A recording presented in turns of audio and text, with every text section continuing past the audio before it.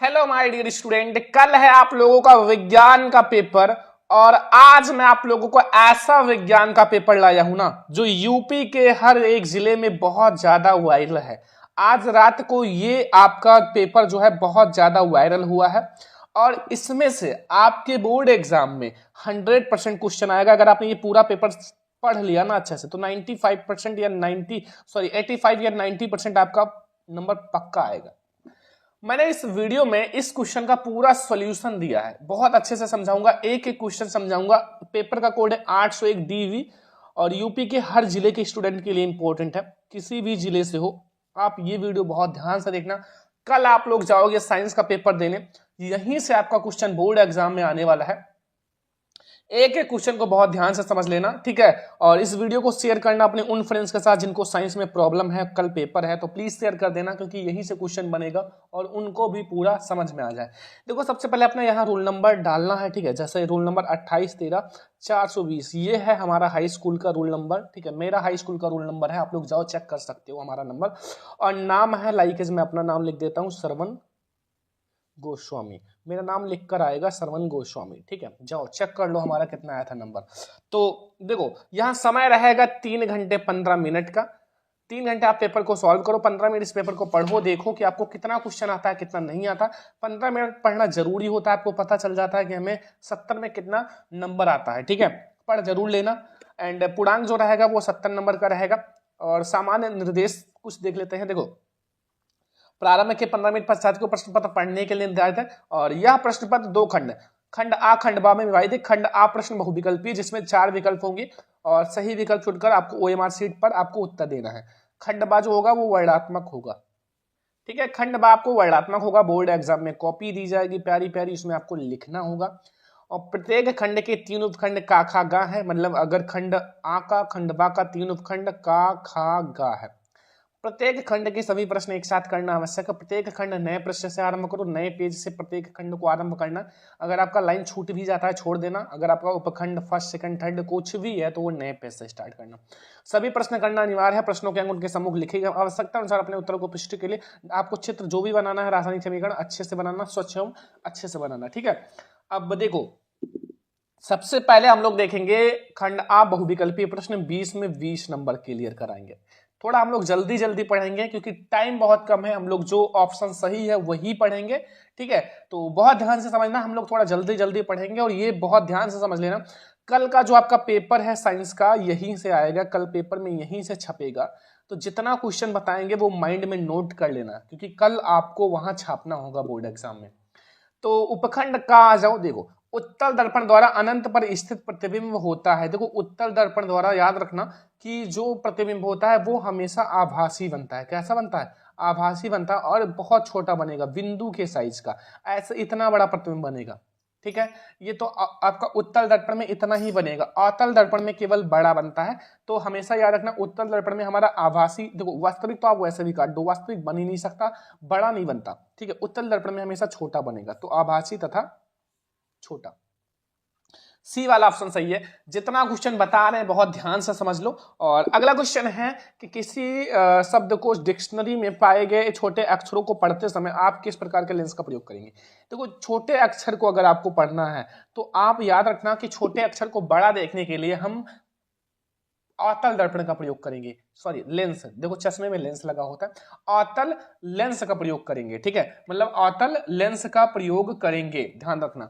तो ये वाला उत्तल तो हटा ही दो, लेकिन हम लोग 50 सेंटीमीटर फोकस दूरी वाला अवतल लेंस का प्रयोग करेंगे। देखो फोकस दूरी ज्यादा होगा तो और अच्छे से देख पाओगे। तो वी वाला ऑप्शन सही है। एक व्यक्ति को दूर स्थित वस्तु को स्पष्ट देखने में असमर्थ है, उसके नेत्र में दोष है। देखो दूर की वस्तु को देखने में अगर आपको प्रॉब्लम होता है तो दूर दृष्टि दो, निकट दृष्टि दो, जरा दृष्टि दो, इसमें से कौन? तो याद रखना कि वो जो हमारा होता है निकट दृष्टि दोष होता है। क्या होता है? निकट दृष्टि दोष।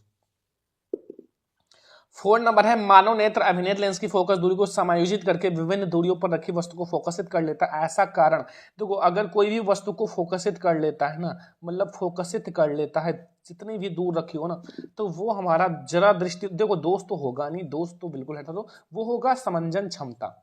जितना ज्यादा क्षमता आपका समंजन क्षमता होगा उतने अच्छे से आप वस्तु को देख पाओगे। और जैसे जैसे एज बढ़ती जाती है वैसे वैसे समंजन क्षमता घटती जाती है। देखते होंगे कि जैसे जैसे एज बढ़ती है आंखों पे चश्मा लगना शुरू हो जाता है, ठीक है, बहुत सारे बच्चों को भी लगता है, तो उनका अनुवांशिक होता है। ओम के नियम का सूत्र याद रखना, ओम का नियम जो होता है V बराबर आई आर होता है। अभी मैं आपको आगे लॉन्ग क्वेश्चन में ओम का नियम समझाएंगे भी, टेंशन मत लेना। तो V बराबर हमारा आई आर होता है। तो ओम के नियम का जो सूत्र होता है V बराबर आई आर होता है। क्या होता है? V बराबर आई आर। अगर यहां से आप R बराबर देखोगे तो V अपान ए हो जाएगा। बहुत बार पूछा जाता है भाई प्रतिरोध का मात्रक, तो इसका वोल्ट हो जाएगा, V का क्या हो जाएगा? वोल्ट हो जाएगा, A का I का एम्पियर हो जाएगा। देखो अगर आपको किसी का भी परिभाषा नहीं याद हो और आपको फॉर्मूला याद हो तो आप परिभाषा अच्छे से बना सकते हो, बिल्कुल सही भी होता है। जैसे अगर आपको ओम का मतलब प्रतिरोध का परिभाषा नहीं याद है, आपको फॉर्मूला याद है, तो हमेशा बोल देना कि विभवांतर और तथा धारा का अनुपात जो होता है वो हमारा क्या कहलाता है? वो प्रतिरोध कहलाता है। Q बराबर I इंटू टी पढ़ा है। धारा बराबर होता है यहाँ आवेश बराबर धारा यानी कि इंटू समय। तो अगर आपको इसका फॉर्मूला पता है तो आप बता देना कि धारा और समय का गुणनफल को आवेश कहते हैं।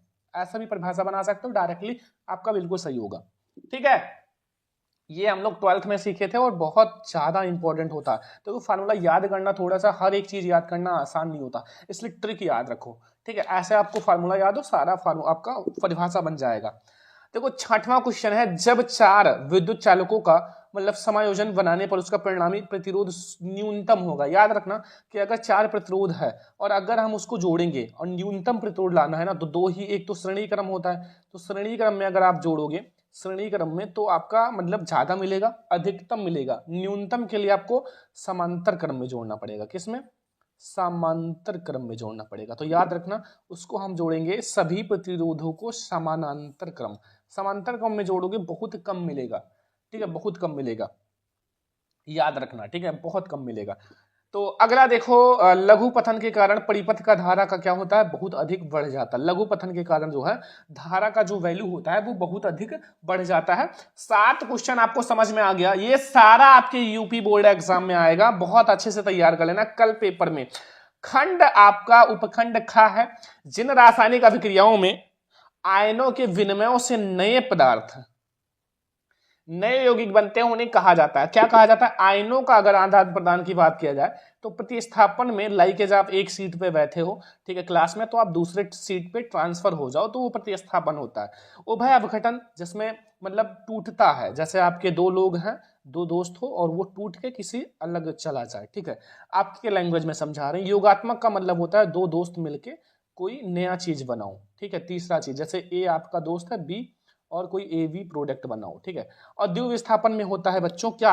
आयनों का आदान प्रदान, आयनों का। तो ये हमारा सही है कि आयनों का आदान प्रदान द्वितीय विस्थापन में होता है।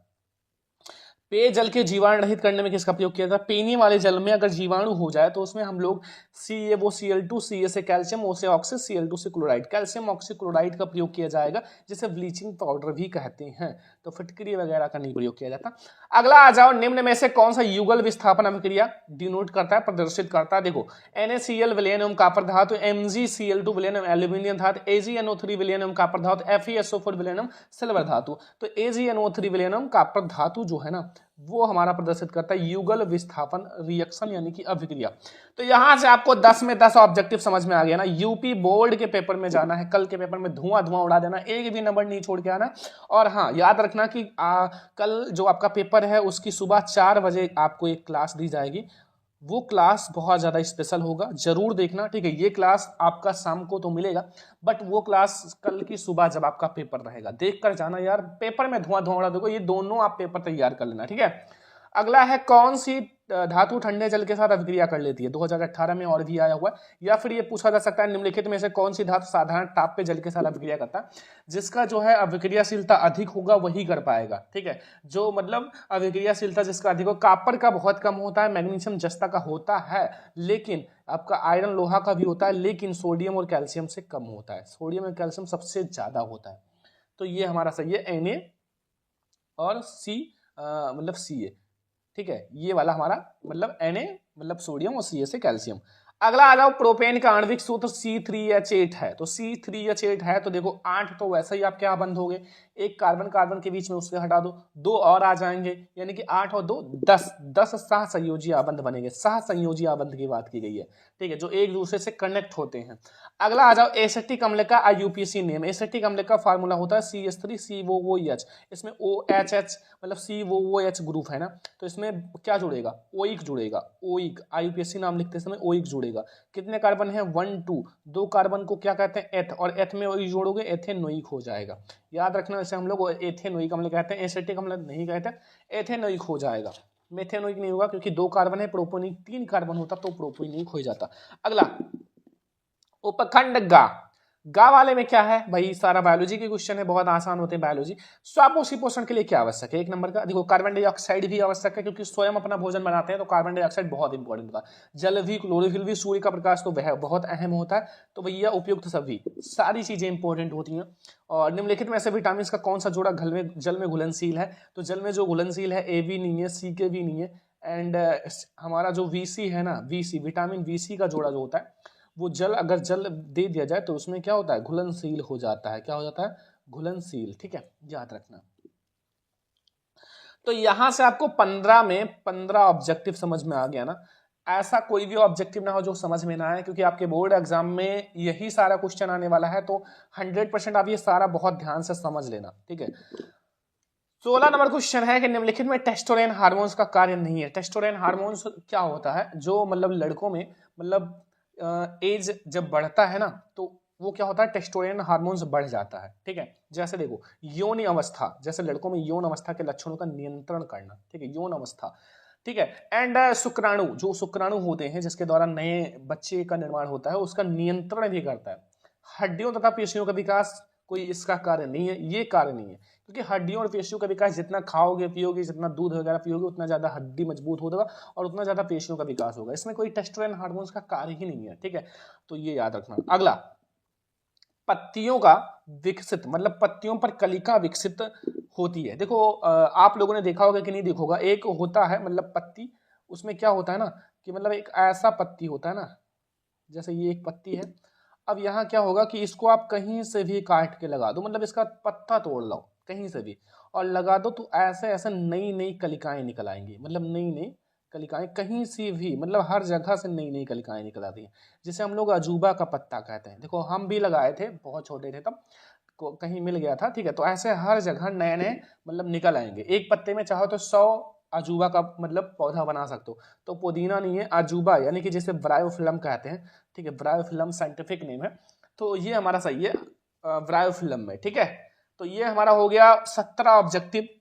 अब हम लोग देखते हैं 18 number objective my dear student. देखो मादा जनांतर के किस भाग में लूप या कॉपर टी का प्रयोग किया जाता है। कॉपर टी का मतलब होता है जो मतलब बच्चे होते हैं ना, बच्चों को मतलब जैसे रोकना कि ना पैदा हो, जैसे जैसे कहते हैं जनन ना हो, थोड़ा जनसंख्या वृद्धि को कम किया जाए, तो वो अंडाशय में नहीं लगता, अंडवाहिनी में नहीं, योनि भी नहीं, गर्भाशय में, जहां मतलब भ्रूण यानी कि बच्चों का विकास होता है वहां लगता है, ठीक है। कॉपर टी का प्रयोग किया जाता है। नेक्स्ट है अनुवांशिक विज्ञान के जनक। अनुवांशिक विज्ञान के जनक मेंडल जी हैं, सभी को पता है। मेंडल जी का बहुत सारे इंपॉर्टेंट 3 नियम है जो हर साल बोर्ड एग्जाम में आते हैं। 1 hybrid reaction, 2nd hybrid reaction, ये भी बहुत इंपॉर्टेंट है। एक संकर संक्रांति, संकर संक्रांत, तो ये सब बहुत आते हैं। तो भाई अनुवांशिक जनक जो है वो मेंडल जी ही हैं। अब आता है लास्ट ऑब्जेक्टिव। देखो मटर के लंबे पौधे यानी कि कैपिटल टी स्मॉल टी के बीच संकरण करा जाए तो प्रथम संतति में हमें क्या मिलता था। देखो बहुत आसान है भाई, संकरण आप करा भी सकते हो। देखो टी है, ठीक है, स्मॉल टी, संकरण कराने में कुछ भी नहीं होता, अलग अलग कर लो, टी यहाँ भी आप टी अलग कर लो, ठीक है। अब इसको जब आप संकरण कराओगे इसका इससे तो प्रथम संतति में हमें सभी लंबे पौधे मिले थे, सभी लंबे पौधे।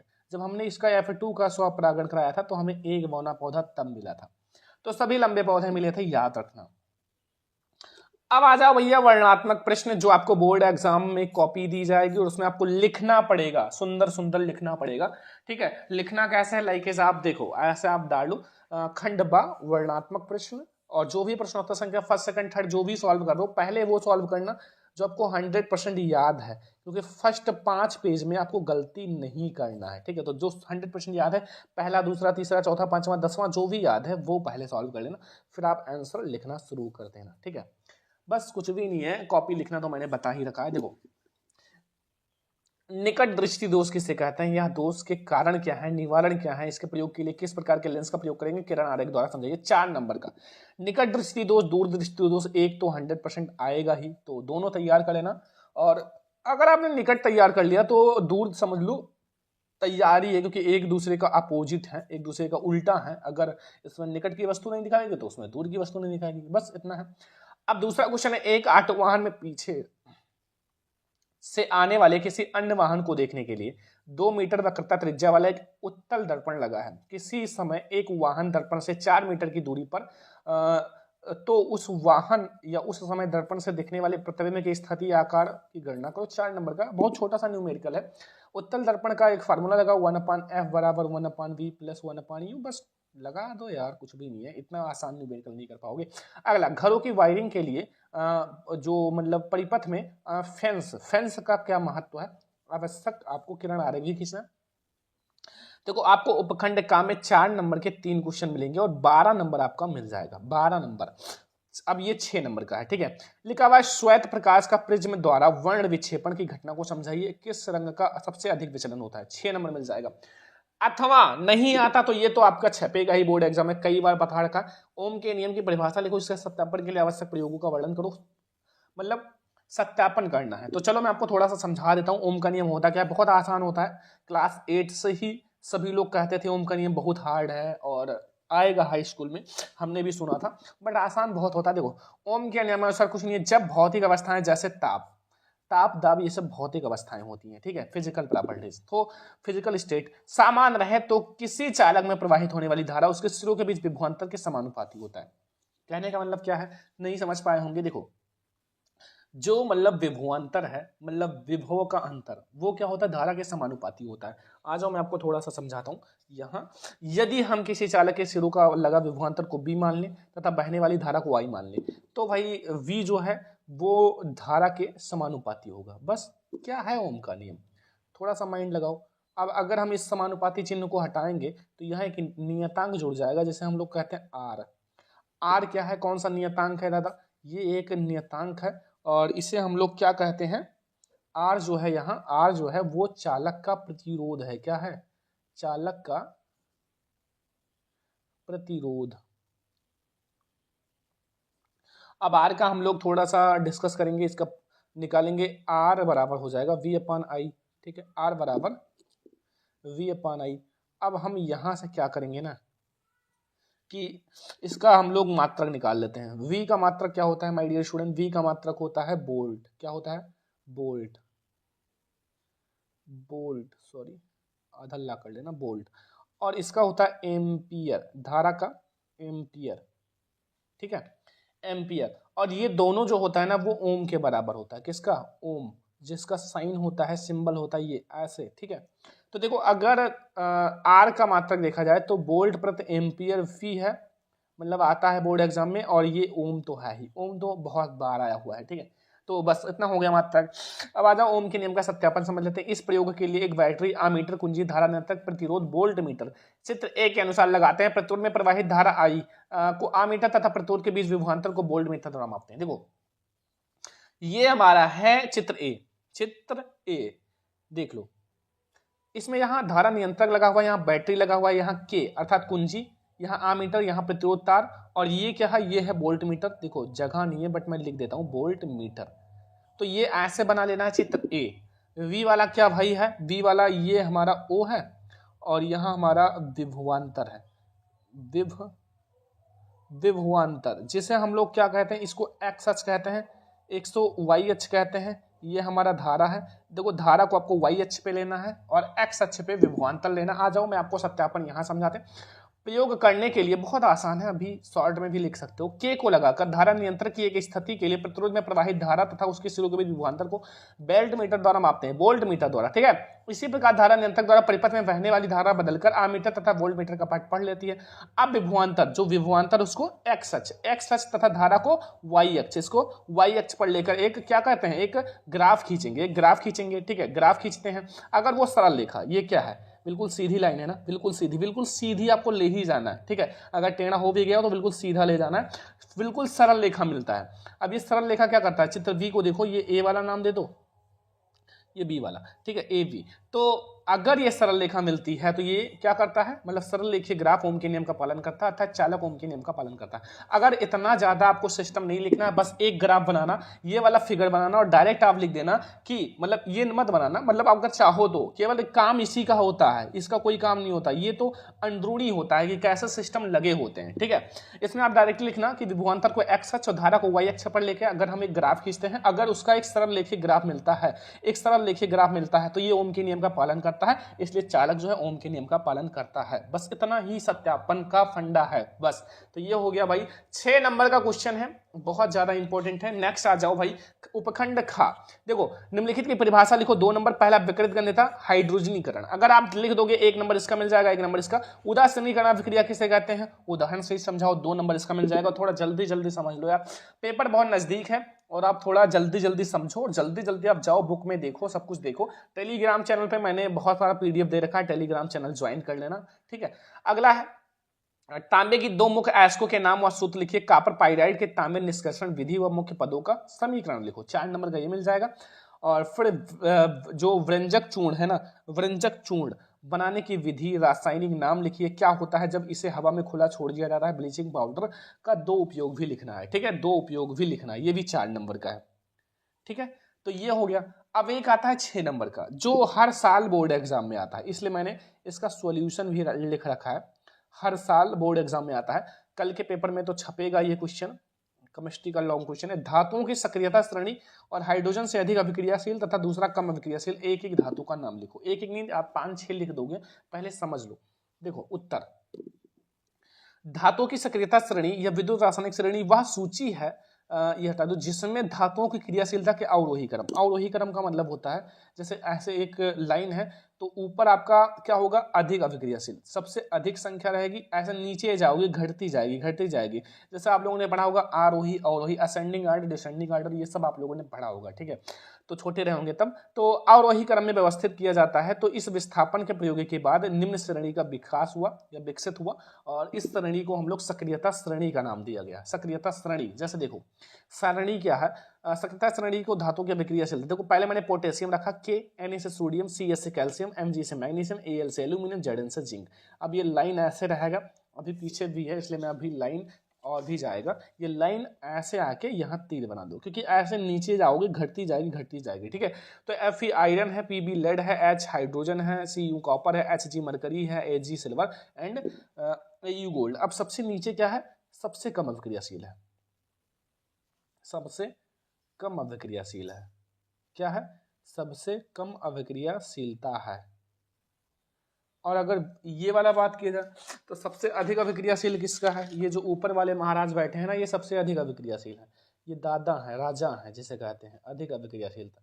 ये नीचे वाले को तुरंत विस्थापित कर देते हैं, तुरंत उसके स्थान से हटा देते हैं, अभिक्रियाशीलता, ठीक है, तुरंत हटा देते हैं। जैसे कोई रिएक्शन अगर कराया जाए तो अगर Na को, मतलब Na को अब प्रतिस्थापन करना तो केवल K कर पाएगा, नीचे वाले कोई नहीं कर पाएंगे, क्योंकि ये खुद गरीब है, क्या करें, खाने के लिए नहीं है, तो ऊपर वाले ही कर पाएंगे। जैसे आपके पास बोर्ड एग्जाम में बहुत बार एक क्वेश्चन पूछा गया, बहुत बार, क्या, देखो अगर मैं पूछूं कि ये Cu है ना, Cu प्लस H2SO4, अब ये रिएक्शन क्या करोगे, बहुत सारे बच्चे कहेंगे ये तो यार विस्थापन अभिक्रिया है, इसको ऐसे करो, Cu को यहाँ कर दो, CuSO4 यहाँ कर दो और H2 को बाहर निकाल दो। नहीं भाई, ऐसे कैसे हो सकता है, खुद देखो ये Cu क्या है, Cu जो है ये हाइड्रोजन से नीचे है, नीचे होने का मतलब ये खुद गरीब है, तो वो कैसे यार इनको विस्थापित कर पाएंगे, वो उनसे अमीर हैं, तो ये रिएक्शन नहीं होगा। अगर यहाँ है Cu प्लस H2SO4 का रिएक्शन कराओ, हाई स्कूल में मैं था, मैं भी ऐसे किया था, बट ये गलत हो जाता है। यहाँ लिख दो कि मतलब जो अभिक्रिया नहीं होगा,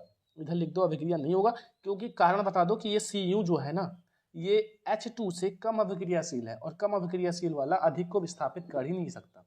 तो ये जो नीचे वाले हैं ना, Cu, Ag, Hg, ये कोई नहीं कर पाएगा, ठीक है, तो ध्यान रखना। अनुप्रयोग, विद्युत रासायनिक श्रेणी की सहायता से धातुओं की अभिक्रियाशीलता की तुलना की जा सकती है। कौन सा ज्यादा अभिक्रियाशील है, कौन सा कम अभिक्रियाशील है, ये तुलना कर सकते हो ना।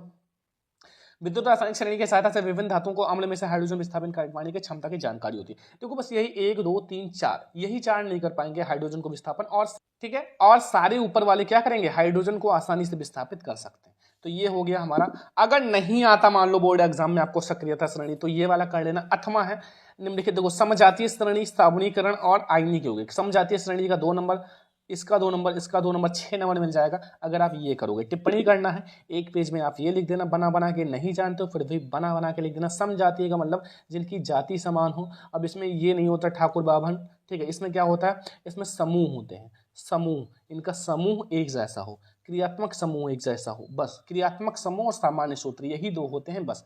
तो साबुन की सफाई की प्रक्रिया और आयनिक यौगिक, इनके बारे में आप लिख दोगे बस 6 नंबर पक्का हो जाएगा। गा वाला आ जाओ, लास्ट में हमारा गा वाला आता है बायोलॉजी से क्वेश्चन।